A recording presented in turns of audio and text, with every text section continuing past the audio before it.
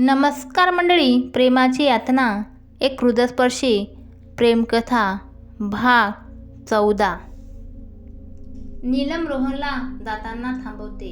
रोहन मागे वळून बघतो.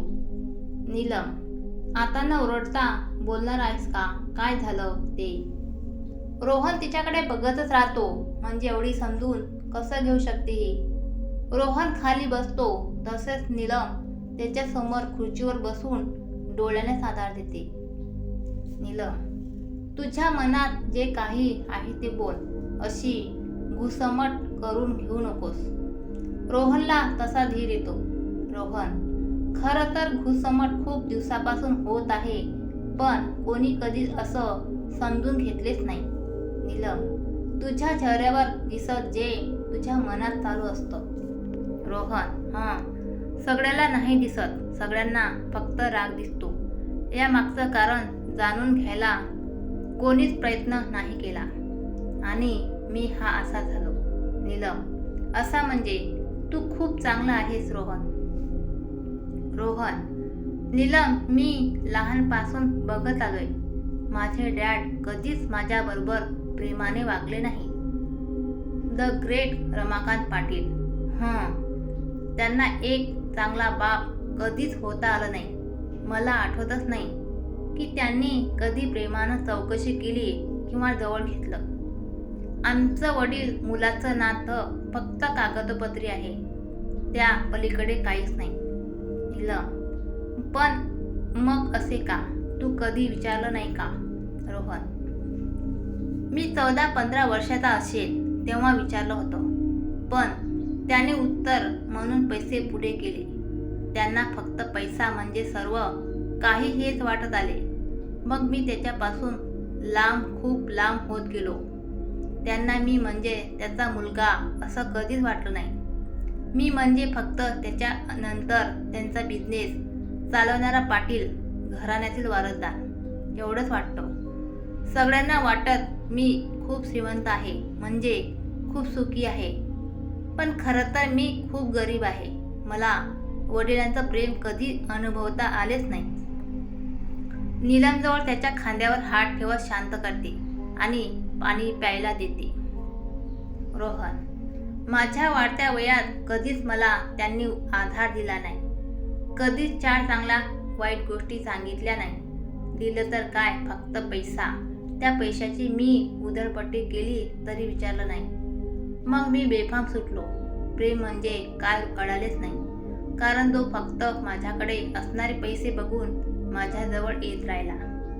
लखन आणि नितीन फक्त अपवाद आहे याला. मग मी अनेक अफेअर्स केली.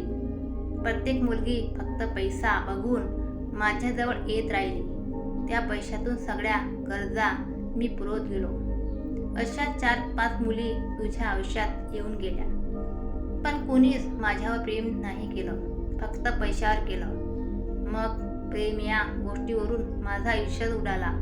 मग मला प्रत्येक वेळी वाटायचं की ही मुलगी मला सांभाळेल, समजून घेईल, पण कधी असे झालं नाही. मग सांग, वडील म्हणून ज्यांनी मला कधी समजून घेतले नाही, कधी प्रेम केलं नाही, त्या व्यक्तीकडून मी माझ्या मेहनतीने कमावलेली बक्षिसे का घेऊ? नीलम, हो, बरोबर आहे तुझं, पण काही जरी झालं तरी वडील आहेत ती तुझे. त्यांचा पण काही प्रॉब्लेम असू शकतो ना? रोहन, असेलही, पण त्यात माझी काय चूक? मला का त्यांनी असे वागवले? यावर नीलमला काय बोलावं काही सुचत नाही. ती गप्प रोहनकडे बघत विचार करत बसते. रोहन, आणि हे सगळं? नीलम, मी नाही सांगणार कोणाला, डोंट वरी. आणि तुला कधीही काही बोलावं वाटलं तर मी आहे, लक्षात ठेव. रोहन, थँक्यू मला समजून घेतल्याबद्दल. नीलम, आणि तुला वाटतं तसे सगळे नसतात. फरक हाच आहे की तू तशा लोकांना भेटला. तुझ्याही आयुष्यात असं कोणी नक्कीच येईल जिच्यामुळे तुला प्रेमावर विश्वास बसेल. रोहन, हो, पण ती स्वीकारेल का मला माझ्या भूतकाळासोबत? नीलम, रोहन, तू एक चांगला मुलगा आहेस आणि जर तुझं प्रेम खरं असेल ना, तर तुला कोणीही अगदी हसं स्वीकारेल. रोहन, मग तू स्वीकारशील का मला? नीलम शांत होते. तिला कळतच नाही की रोहन काय बोलतोय. रोहन, हो. तू स्वीकारशील का मला माझ्या गुणदोषासकट? जेव्हा तुला पाहिलं तेव्हा प्रेमात पडलो आणि तुला ओळखत गेलो तसं प्रेमावर विश्वास बसत गेला माझं प्रेम आहे तुझ्यावर Neelam. I love you. Neelam पूर्ण गोंधळून जाते. असं काही रोहन अचानक बोलेल असं वाटलं नव्हतं. नीलम, रोहन, नाही, आता लगेच उत्तर नकोय मला. तू तुझा वेळ घे आणि जो काही निर्णय असेल तो सांग. मी अगदी आयुष्यभर वाट बघायला तयार आहे. रोहन निघून जातो. नीलम मात्र त्याच विचारात असते. खूप अस्वस्थ होती. तिचं लक्ष कशातच लागत नाही. आता ही गोष्ट कोणाबरोबर बोलायची हा विचार करत असते. विचार करत नीलम झोपी जाते. इकडे रोहन पण बेचैन असतो. आपण असं कसं एकदम बोलून गेलो.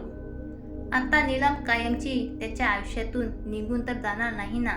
ती बोलायचं पण बंद करेल का? असे अनेक प्रश्न मनात उभे राहतात. नीलम दुसऱ्या दिवशी कॉलेजला जात नाही. इकडे रोहन मात्र नीलम आली नाही बघून निराश होतो आणि आपण कायमच नीलमला गमावले, आता ती आपल्याशी बोलणार नाही असा विचार करतोय. इकडे नीलम दिवसभर एकटीच रूममध्ये बसून असते.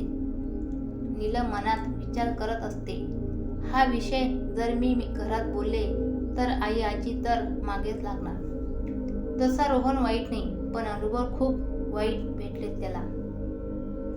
आणि मी पण प्रेम करावं इतकं तर ओळखत नाही त्याला. आणि मी रोहन बरोबर बोलणे बंद केले तर सगळ्यांना कळेल.